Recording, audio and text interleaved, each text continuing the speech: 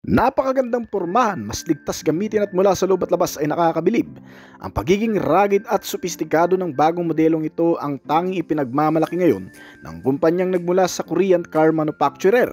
May panibagong modelo na naman kasi ang inilabas noong nakaraang buwan lamang nitong taon lang na sobrang ganda talaga. Lahat ng mga detalyeng nakapaloob ay tiyak na mapapakinabangan na maigi sa pang-araw-araw at lahat na yata ng bagay ay narito na sa bagong modelong ito ng Hyundai Motors. Isang kumpanyang gumagawa ng dekalidad, maaasahan, mapagkakatiwalaan at subok na ng marami ang kalidad.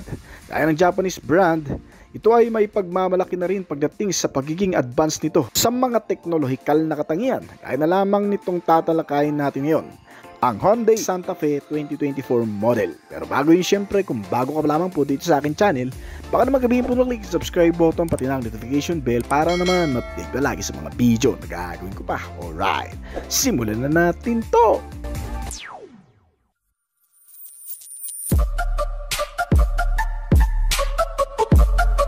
Ang Hyundai Santa Fe 2024 model ay isang napakagandang SUV car na nag-o-offer ng striking style sa kahit saang sulok at anggulo. Ay makikitaan mo ng napakamodernong katangian, isang pinalapad at naging kwadrado na ang hugis nito ngayon. Kaya kung naghahanap ka ng isang pampamilyang sasakyan, pang camping service, pang off-road o kahit saan man, tiyak na para sa iyo ang modelong ito. Isang napakagandang mid-size SUV na klase na pwede kahit saan.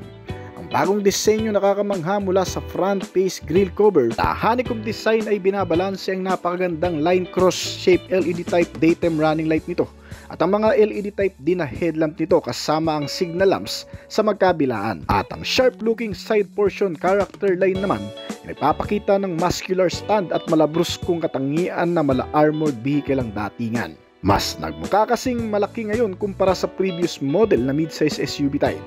Ngayon ay mukhang full-size SUV na pwedeng pang off-road adventure ride. Modelong ito ay talagang magugustuhan ng kahit na sino at may ibubugas sa ilang mga brand competitor. Kabilang ang Toyota Fortuner, Mitsubishi Montero Sport, Isuzu Mu-X, Nissan Terra at iba pa pagdating sa pormahan. Pero ano pa nga ba ang bago sa modelong ito? Gaya ng mga bagong hugis ng mga ilaw nito mula sa harap at likod, ng mga naka-full LED type na klase, meron itong built-in rear spoiler at built-in roof rack na pwedeng lagyan ng tray for another cargo carrier. Kaya ang mahihilig mag-camping, pumunta sa gubat o mabubundok na lugar, tiyak na mas mapapakinabangan nyo ng maigang modelong ito ngayon. Ang sukat din ng gulong nito ay mas lumaki, 21-inch 265 by 55 alloy wheels at tubeless tires. Ang modelong ito ay mas lumaki ang sukat sa rear portion, pati ang tailgate size ay mas lumapad. Automatic na rin itong nagbubukas kung sakaling masense nito ang key transmitter sa malapit ng hanggang sa 1 meter. May malawak na luggage compartment space na may kabuuang sukat na 725 liter capacity plus 91 liters kapag naka-fold na ang pinaka-rear seats nito. Hindi mo na rin kailangan pang pindutin ang susi o remote key nito para mabuksan ang pintuan. Dahil kagaya ng tailgate, ito ay may sensor na rin na kung saan automatic ding nagbubukas kapag ang transmitter key nito ay na-sense na sa malapit. Ang bagong unique interior style din nito ay napakaganda at very functionality. Ramdam mo na kagad ang pagiging komportable kahit hindi mo pa nasasakyan. Napaka-accessible na rin kasi sa maraming bagay na makatutulong upang mas maging convenient palalo sa pang-araw-araw na pagsasakay. Wala na tayo makikitang shifting lever o traditional way na pagmamaniubra dahil karamihan dito ay talagang decay switch system na automatic na. At ang advantage nito ay mamamaximize ang storage space at hindi masyadong sagabal sa pagmamaneho. Gaya ng bagong dashboard nito na may panoramic curved display ng monitor screen na may size na 12.3 inches, integrated dual screen display. May kasama na rin itong mas update features at connectivity na BlueLink, parang isang Bluetooth connectivity. Pero ang nagagawa nito, hindi lamang kasi features ng gadget ang may kukonek mo dito. Using this BlueLink na tinatawag ay makokontrol mo na rin ang buong bahagi ng sistema nitong sasakyan na kung saan dito ay pwede mong i-on at i-off or i-unlock at i-lock ang mga pintuan nito gamit lamang ang iyong cellphone. At mayroon na rin itong dual wireless charging system. Kaya hindi lang ang driver maging ang passenger ay makakapag-charge dito ng walang cord. Another high-tech features pa nito, ang remote key din kasi nito ay pwedeng i-remote mismo sa pagpapaandar nitong sasakyan, lalo na kapag nasiksik ito sa parkingan at hindi ka makakapasok sa loob. Using this remote smart parking assist ay mapapaabante mo itong sasakyan kahit walang nagdadrive sa loob. Ang mga upuan na leather seat ay power adjustable na rin.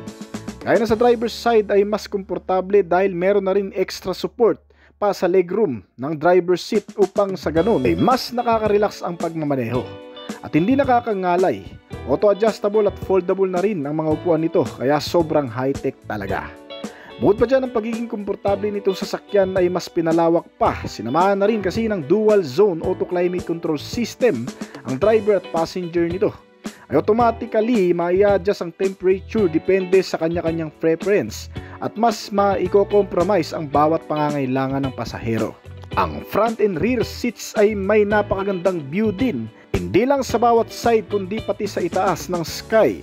Dahil sa pagkakaroon ng panoramic sunroof o moonroof, hindi na rin kailangan dito ng full blackout tinted window dahil meron na rin kasamang built-in sunshade window for privacy. May mga speaker na rin itong kasama kaya maging ang audio sound system nito ay napaka-premium na rin. Ang instrument cluster ay may maganda ring display na may sukat na 12.3 inch full digital gauge cluster. Mas makikita ng maigi ang sign o notifikasyon na mga lumalabas dito kasama ang ilan pa sa mga driving information, capability, signal at marami pang iba. Isang karagdagang convenient ay ang auto splash na wiper blade o biglaang paggalaw nito kapag may mga drops ng water sa windshield nito na hindi mo pinapagana sa pamamagitan ng switch nito. At ang ilan pa sa maganda rito mga kaibigan, sa pagkakaroon ng mga modernong katangian kagaya na lamang ng 360 camera view na high definition kasi mas malawak ang nasasakop na view nito sa buong kapaligiran sa labas. Isa pa, detached screen din ito kaya hindi ka mahihirapan sa kung anong object ang nais mong pukusan ng camera. Mas madaling i-park dahil sa pagkakaroon din ng rear camera at rear parking sensor. At ang buong full body arrangement din nitong Hyundai Santa Fe 2024 model kasama ng mga side panels at reinforcement ay talagang matitibay at flexible. Mas magaan at matatag kahit sa anumang collision o pagsubok na pagdadaanan. Na kung saan kung magkakaroon man ng anumang banggaan o kolisyon ay mas mapoprotektahan ang mga occupants o pasahero nito dahil inaabsorb nito ang matindi at malakas na klase ng pagkabangga na kung saan ang nasa loob ay hindi mapupuruhan. Sinamahan na rin ng matitibay at hindi basta-bastang bibigay na chassis and suspensions nito. Sa mga suspensions ay napaka-reliable lalo na sa malulubak o mahahams na kalsada. Sa front ito ay ginamitan ng naka-Mac person strut at multi-link with shock absorber and coil spring naman ang rear suspension nito. Ang front and rear na brake naman ay parehong naka-disc type kaya talagang malakas ang kapit niyan. Ang modelong ito bagamat may kalakihan na klase ang napakalaking sukat nito ay napakagaang din naman daw dalhin. Sa pamamagitan ng power steering at naka-tilt and telescopic na the-adjustable steering column ay kahit mga lady driver at first timer ay hindi mahihirapang imanayobra ito kahit pa sa mga alanganing pagkakataon. Abutan ka man ng malakas na ulan sa kalsada at maidaan mo ito sa sira-sirang kalsada. Sinisiguro ng kumpanya ang pagiging compact safety nitong modelo na kung saan na ibabagay sa anumang klase ng klima o mga lugar na dadaanan. Itong Hyundai Santa Fe 2024 model ay may dalawang klaseng powertrain. Sa magkakaibang variant ang inilabas. Pinapagana ng 2.5 liter diesel engine, may 4-cylinder 16-valve dual overhead camshaft ang isang modelo nito.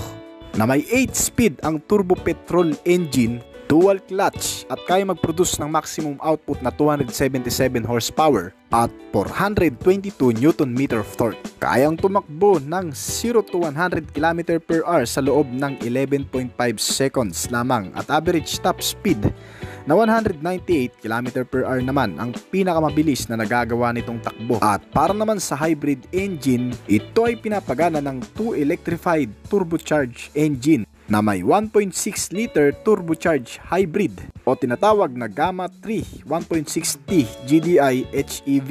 Naka-automatic transmission din at may variable gearbox na 6-speed na kaya mag-produce ng maximum output na 180 horsepower at 265 Nm of torque. Sa kabuuang bilis, ito ay kayang tumakbo mula sa 0 hanggang 100 km/h sa loob lamang ng 9.5 seconds. Ang pinaka-top speed na nagagawa naman nito ay umabot sa 190 km/h.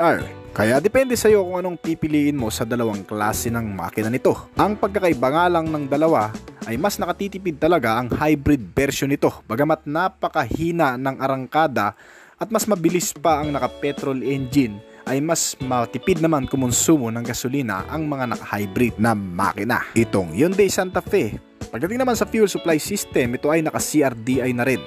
Kaya may katipiran din sa fuel consumption at hindi pa ganun kausok. Naka Euro 4 compliance na rin kasi ito, kaya eco-friendly. Ang 75 fuel tank capacity nito ay kayang ubusin ng hanggang sa 1,250 na layo ng tinakbo o katumbas ng 16 km per liter. Itong Hyundai Santa Fe ay pinalilibutan din ng mahalagang advanced safety features, kagaya na lamang ng Hyundai Smart Sense Safety Technology, na kung saan ay nakapaloob dito ang mga bagong safety sense, kagaya na lamang ng Forward Collision Avoidant Assistance, na nagwa-warning sa driver kung may possible na kolisyon o bangga na magaganap, biglang hihinto o mag-auto brake sa oras ng biglang may tatawid sa pedestrian at mga sumisingit na mga motorsiklo. Pag hindi mo kagad nagamit ang brake nito, ang emergency brake ang otomatikong mag-a-activate para sa biglang pagpipreno nito. May kasama na rin itong lane departure warning system. Para sa kalaman ng marami, itong sistema ay gumagana lamang kapag ang sasakyan ay nawawala na sa linya. Yung mga putol-putol na guhit na makikita sa kalsada, kapag papalit-palit ng linya ay otomatikong gagana naman itong lane departure warning upang papaalahanan tayo na manatili sa loob ng linya ng kalsada. Sinamahan rin yan ng lane following assist. At bukod pa dyan ay mayroon na rin itong adaptive cruise control system.